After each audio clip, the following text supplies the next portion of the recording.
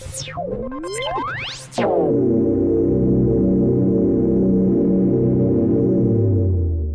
is your weekly report on corruption in the Philippine government.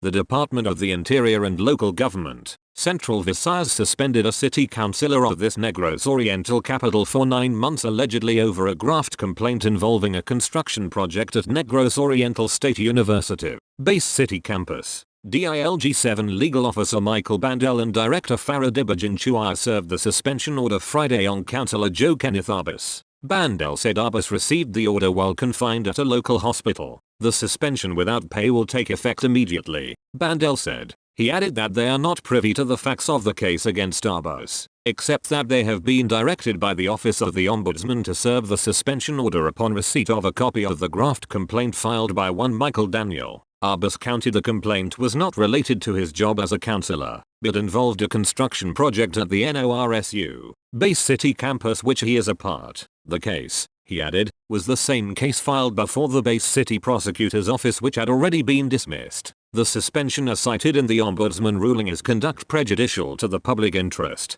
Bandel said.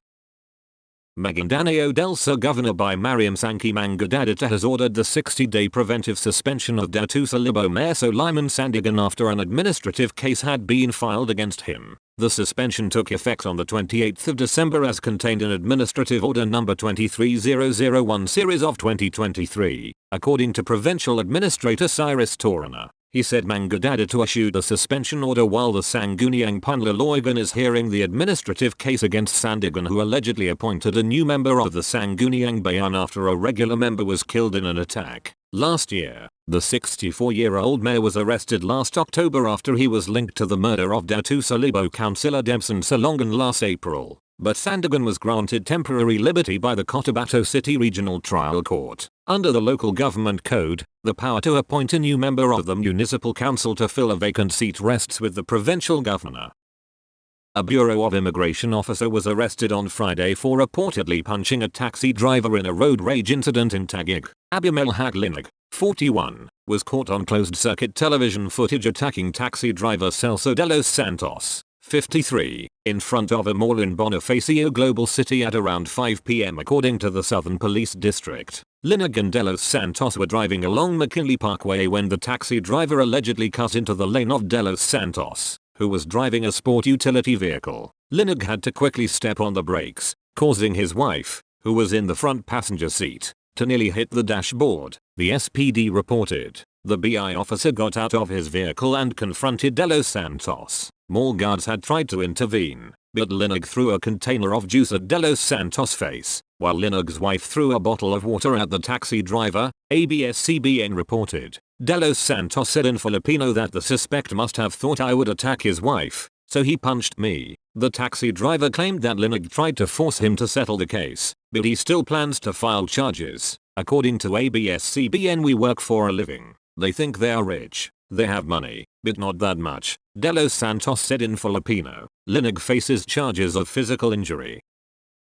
Anti-narcotics agents confiscated 4 million pesos worth of shabu from a policeman and an accomplice, entrapped along a busy thoroughfare here on Friday night. Staff Sergeant Mujib Biteo CP and his companion, Farid Alim Alfonso, both yielded peacefully when they sensed that they had sold 4 million pesos worth of shabu to non-uniformed agents of the Philippine Drug Enforcement Agency, Bangsamoro Autonomous Region in Muslim Mindanao and police personnel in a Tradiaf along Quezon Avenue here. In separate initial reports on Saturday, Gil Cesario Castro, director of PDEA-BARMM, and Bangsamoro Police Director Brigadier General Alan Nablaza said that they are both thankful to tipsters who reported the duo's drug trafficking activities, enabling personnel of the agency and policemen to plot the sting that led to their arrest. CP, who belongs to the municipal police force in nearby Sultan Kudarat, Maguindanao del Norte, and Alfonso are now locked in the detention facility of PDEA-BARMM here. Castro said they are to be prosecuted for violation of the Comprehensive Dangerous Drugs Act of 2002 using the shabu seized from them as evidence.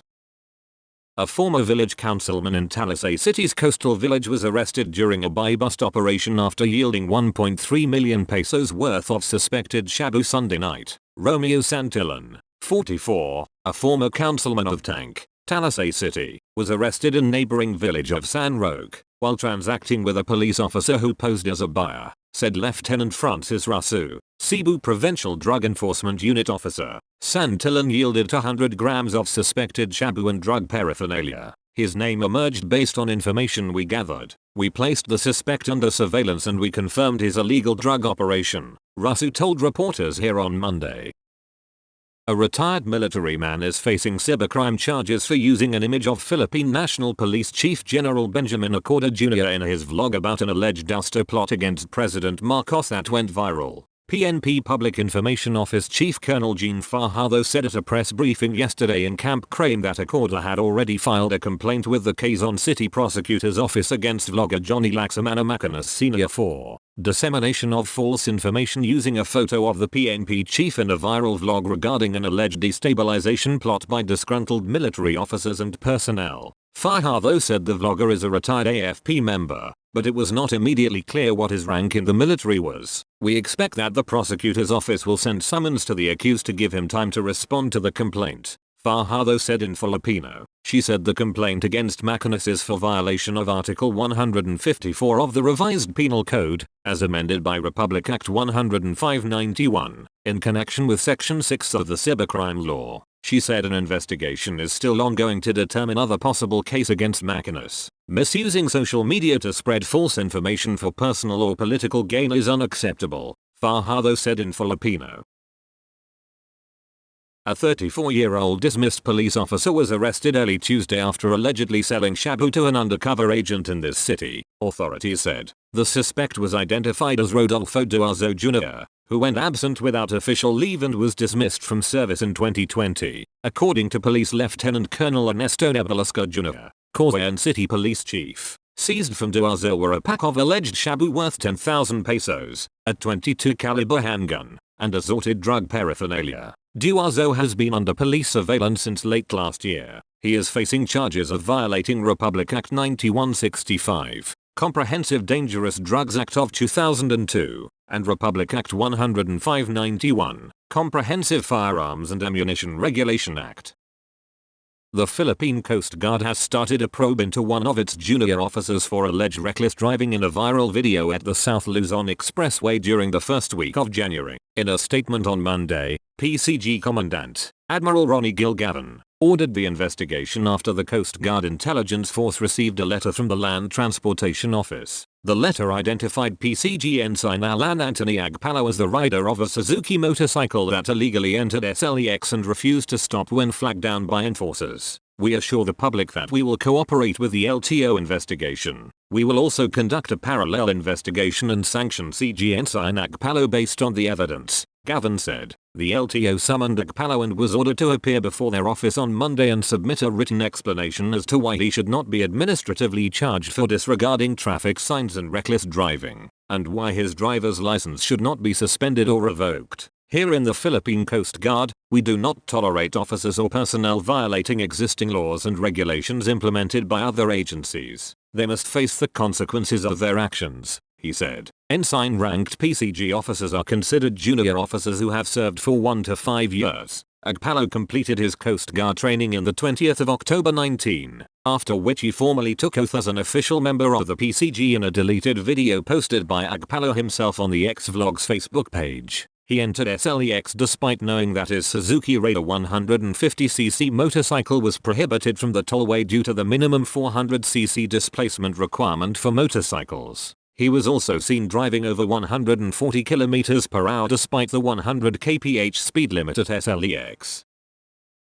An education official escaped a murder attempt, but his wife was slightly injured when gunmen opened fire on his parked vehicle at 4:45 p.m. in Barangay Calorag 2 here Monday. Lieutenant Colonel Richard Alasilja, Town Police Chief, said Eric Balancio, 51, Education Program Supervisor of the Sultan Kudarat Schools Division Office, had just alighted from his car and entered the cooperative office when the motorcycle riding attackers arrived and opened fire. His wife, Norilyn, 51, who was inside the car, sustained minor injuries from glass debris. Alasilja said the attackers immediately fled. Police are determining if the attack was work-related or a case of personal grudge.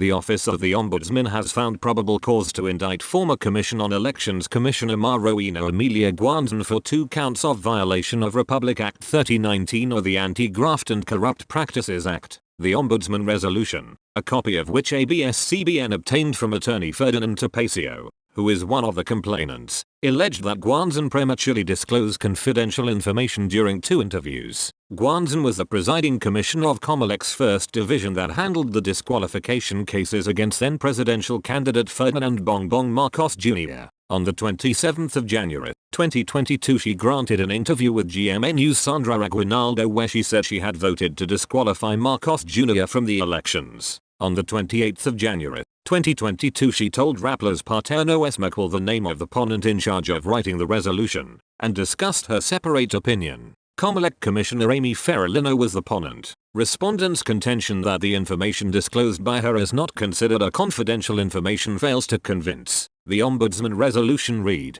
based on Comelec Resolution number 106/85 entitled In the Matter of People's Freedom of Information Manual, the Ombudsman said all information acquired by respondent in the exercise of her quasi-judicial powers are considered confidential information. The resolution also cited the Supreme Court's prohibition on the disclosure of opponents' identity and internal deliberations, which supposedly applies to other branches of government such as Comelec. With respondents' improper disclosure of confidential information, this office finds probable cause to indict her for violation of Section 3(k) of Republic Act No. 3019. The resolution further stated. President Ferdinand Marcos Jr. on Tuesday said that his administration has charged 177 police officers in Metro Manila with drug-related offenses in 2023. These charges include the planting of evidence and the use of excessive force, said Marcos in a video message on Facebook. We know that sometimes officials get carried away, and of course, we cannot tolerate that. That is why 177 police officers have drug-related offenses, including the planting of evidence, and lawful arrests, and excessive violence, just here in the NCR, said Marcos. Marcos said that the fight against illegal drugs will not slow down. That's all for this week. I'll see you next week with more stories of corruption and foolishness within the Philippine government.